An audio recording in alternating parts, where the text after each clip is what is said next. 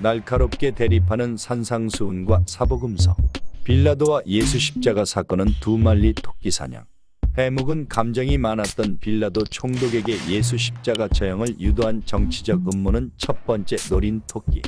겨자씨 비유로 문명의 맹활을 말한 예수 시신 동굴무덤 방치는 선엄정 열등의 식에 빠진 랍비들이 노린 두 번째 토끼. 엄청난 거짓말. 거짓말 퍼레이드 행사에 여러분을 초대합니다. 인터넷에서 유포되고 있는 다큐멘터리 영화 한 편에 충격적인 내용 때문에 논란이 되고 있습니다. 2007년 6월 구글 비디오 사이트를 통해서 상영되기 시작한 영화 자이트가이스트. 자이트가이스트는 한 시대의 지배적인 지적, 정치적, 사회적 동향을 나타내는 정신적 경향을 뜻하는 시대정신은 18세기 후반부터 19세기에 걸쳐 독일을 중심으로 등장하였습니다.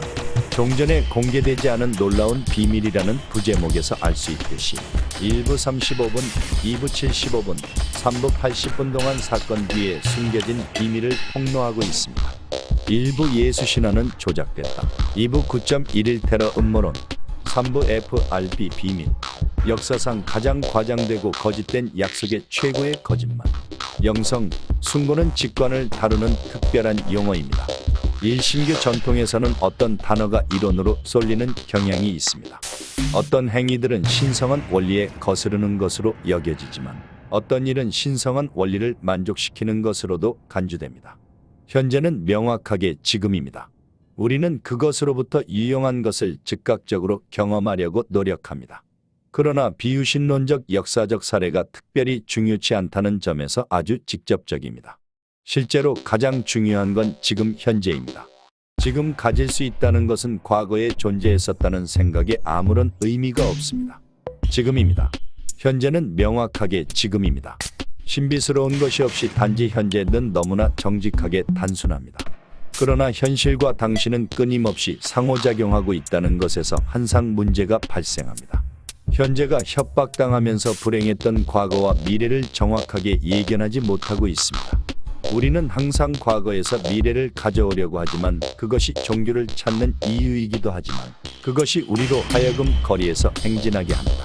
또 그것이 세상을 향해서 불평하는 이유가 되는 것이고 대통령에게 투표하는 원인이 되기도 하지만 미래가 없는 지금이라서 역사의 아이러니가 성립되고 우리는 요지경 속에서 살고 있습니다.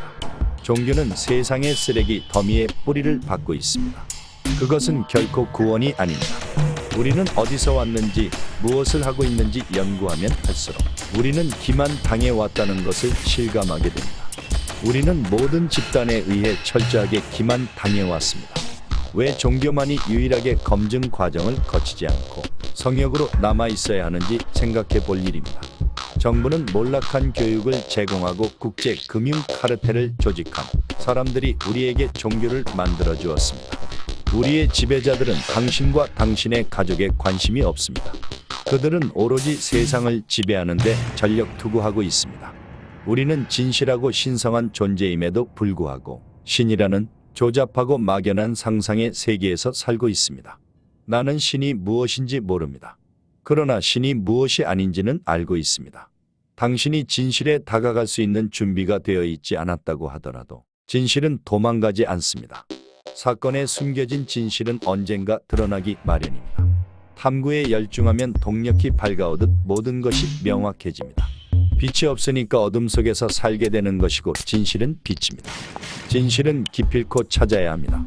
진실은 당신에게 자유를 줍니다. 여러분, 터무니없는 이야기 하나 말씀드리겠습니다. 거짓말에 관한 얘기인데요. 엄청난 거짓말이 있습니다. 역사상 가장 과장되고 허망한 약속, 최고의 거짓말. 바로 메시아입니다. 종교는 학습을 통해서 거짓을 주입해왔습니다. 저기 하늘 위에 보이지 않는 한 남자가 있다고 합니다. 하늘에 거주하면서 당신의 모든 행동을 지켜보고 있습니다. 이 투명인간은 당신이 하지 말아야 할 10가지의 특별한 목록을 갖고 있습니다. 당신이 10가지 중 하나라도 저지르면 지옥불과 연기와 화형과 고통과 고뇌로 가득 찬 무서운 곳에 떨어뜨린다고 합니다. 고통과 화형과 숨막힘과 비명과 눈물 속에서 영원히 종말의 시간까지 고통을 준다고 합니다. 하지만 그는 당신을 사랑한다고 선전합니다. 당신을 사랑하기 때문에 돈이 필요하다고 말합니다. 그는 항상 돈이 필요합니다. 전지전능하고 현명하지만 돈은 어떻게 해볼 도리가 없다고 합니다. 그러면서 지금까지 수십억 달러를 챙겼습니다. 세금도 내지 않습니다. 그런데도 자꾸만 돈 타령을 합니다. 돈을 벌기 위해서 지금도 성스러운 구라를 치고 있습니다. 시대정신 일부는 가장 위대한 동화 기독교입니다. 영화 시대정신은 단지 예수를 신화 속 인물로만 보고 있습니다. 정치적으로 양육된 문학적 산물이라고 이야기합니다. 그런데 아무리 생각을 해도 뒤끝이 찡찡한 아쉬움이 남습니다. 예수의 실존과 역사성에 대해서는 언급이 없습니다. 문명의 선각자 예수를 모르다니 아쉽다. 문명의 씨앗에 대해서 말한 예수. 자아발견과 정신력 무한신뢰. 예수 천국은 문명 세계의 비유적 표현. 중세의 암흑 속에서 창조의 씨앗을 심고 르네상스를 빛의 세계로 이끌어낸 문명 디자이너. 다빈치는 작은 노트를 들고 다니면서 떠오르는 생각을 코덱스에 적거나 그렸습니다. 코덱스 글자를 뒤집어 썼기 때문에 일반인은 내용을 알 수 없었습니다. 왜 거울에 비춰봐야 알 수 있도록 가꾸로 썼을까요? 가꾸로 쓸 수밖에 없는 그만한 사정이 있었습니다. 다빈치는 중세 암흑시대 한가운데 있었고 세정에 밝고 처세에 능한 사람이었습니다. 다빈치보다 40년 전 살았던 잔탁. 그녀는 서구 문화의 대표적 인물이면서도 반역과 이단 혐의로 종교 재판을 받고 화형을 당했습니다.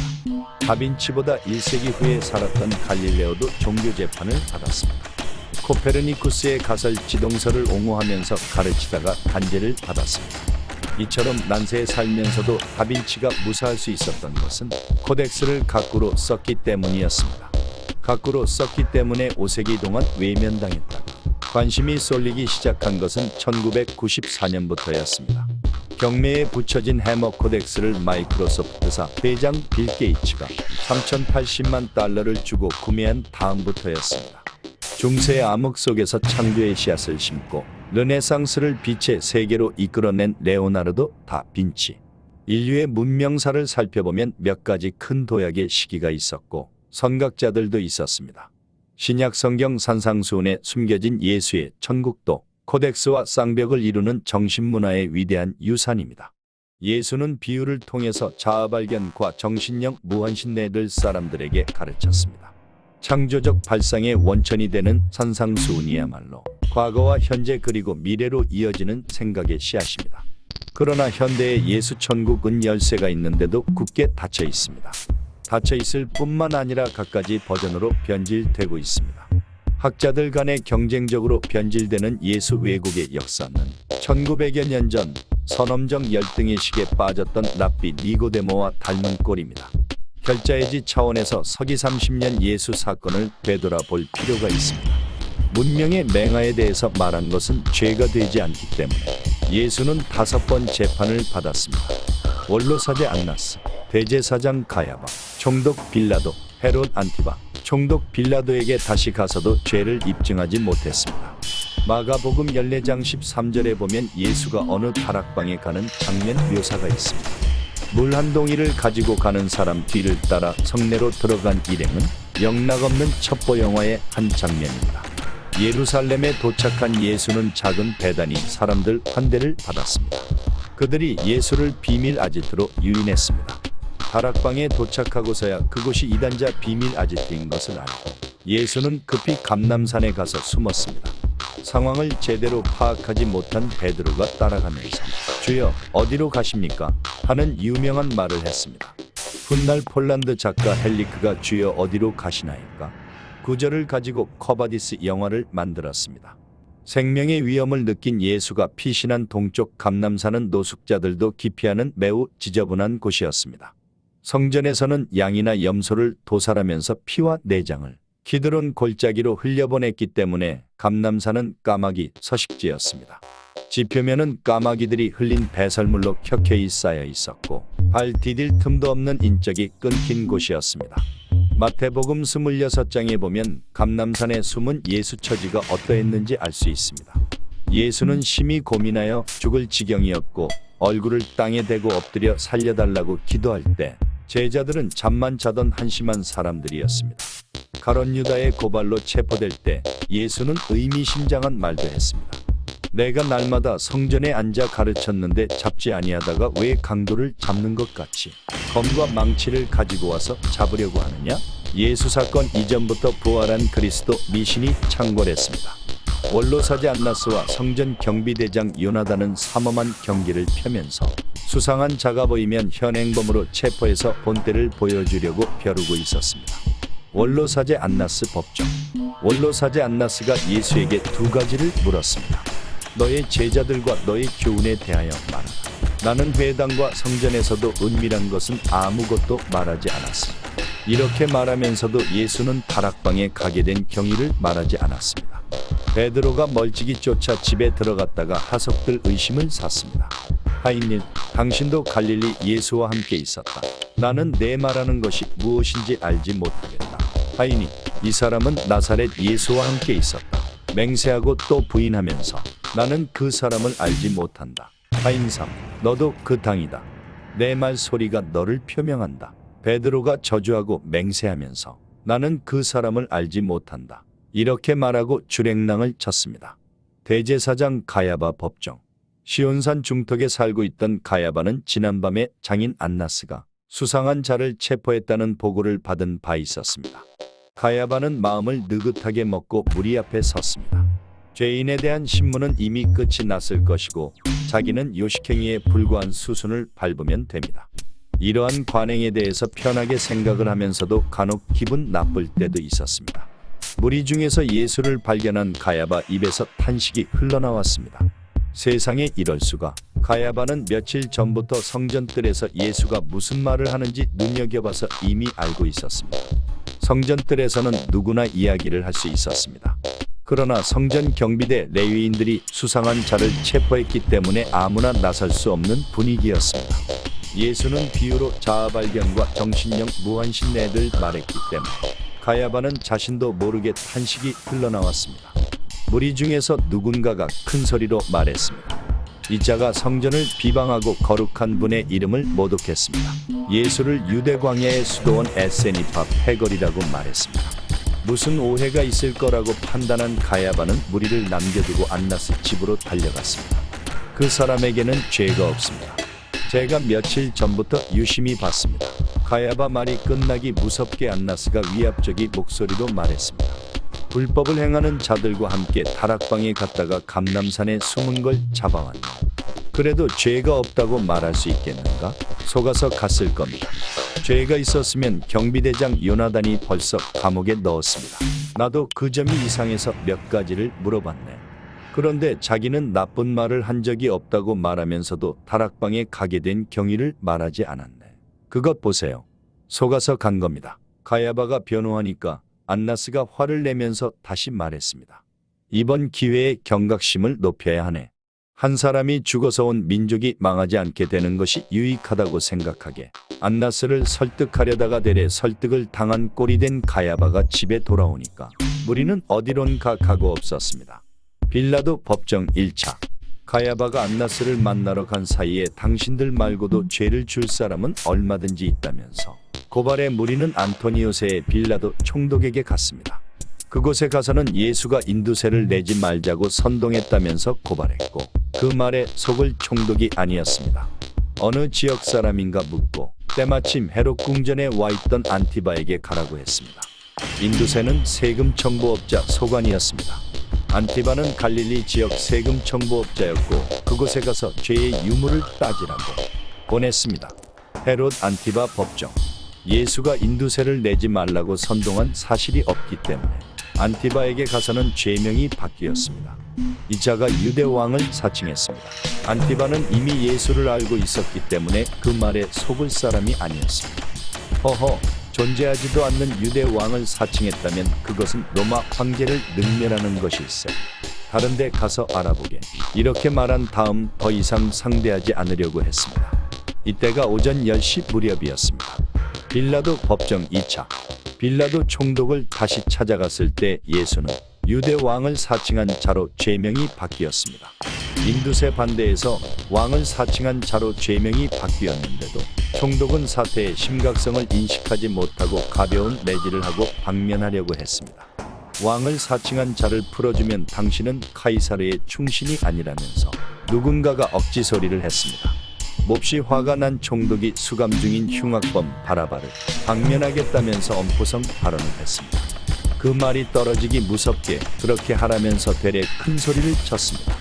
머리 꼭대기까지 화가 치밀어 오른 총독이 흉악범을 방면했습니다. 백성의 안위를 책임져야 할 총독으로서는 신중하지 못한 처사였습니다.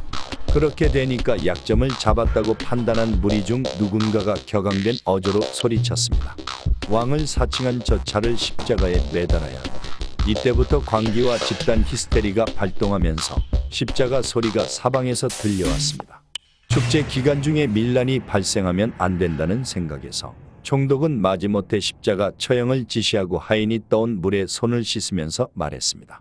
이 사람 피에 대해서 나는 무관하니 너희기 당하라. 기고만장해진 누군가가 또 다시 소리쳤습니다.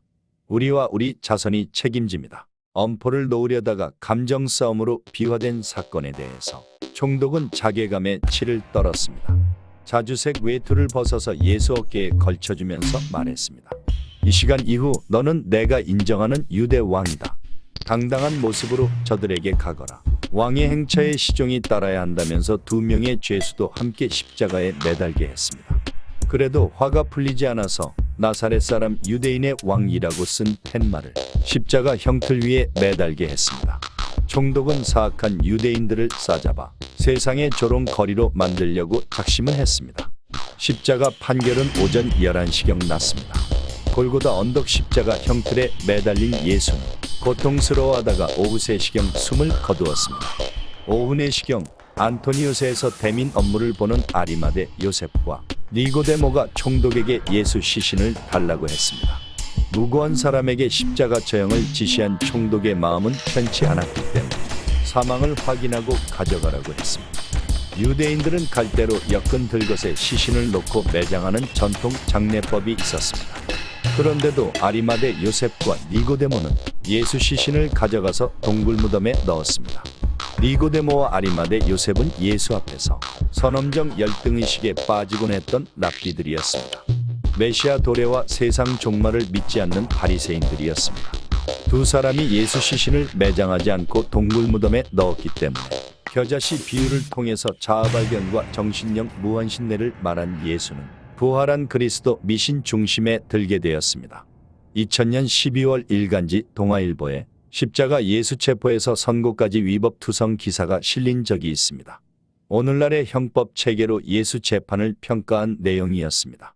가롯 유다의 고발로 예수가 겟세마네 동산에서 현행범으로 체포될 당시 체포영장 제시도 진술거부권 등을 알려주는 미란다 원칙도 고지하지 않았다는 내용이었습니다. 1948년 이스라엘 건국 직후 유대 학자들이 이스라엘 대법원에 예수의 재심을 청구한 사건도 있었습니다. 유대 민족은 독립국가로서 행정부와 주권적 사법기관을 가지지 못했기 때문에 건국과 동시에 예수 재판에 대한 재심을 할 때가 되었다고 주장했습니다. 억지혐의 적용, 법적 절차를 무시한 재판 진행, 여론에 휘둘린 빌라도 총독의 무리한 판결에 문제가 있다고 주장했습니다. 대법원은 소송 기록이 없고 신약 성경의 단편적인 기록만 남아있을 뿐이라는 이유를 들어서 재심 청구를 각하했습니다. 서기 30년 예수 재판은 명백한 위법이었습니다. 재심 청구가 각하되는 바람에 예수는 잃어버린 명예를 되찾을 수 없게 되었습니다. 그러나 레오나르도 다빈치가 코덱스를 거꾸로 기록하면서 무사했던 것처럼 예수도 자신의 메시지를 천국에 숨겨 놓았기 때문에 언제 어디서든 예수의 진짜 모습을 되찾을 수 있습니다. 하루빨리 신약 성경 66권에 대한 집착을 버려야 합니다. 현대인의 머릿속에 박제된 왜곡된 예수의 이미지도 말끔히 지워버려야 합니다. 산상수훈에 숨겨진 천국은 지혜의 눈을 통해서만 볼 수 있는 문명세계였습니다. 예수는 태생적 창조정신과 자력갱생의 사상적 토대 위에서 자아발견과 정신력 무한신뢰를 말한 문명의 선각자였습니다.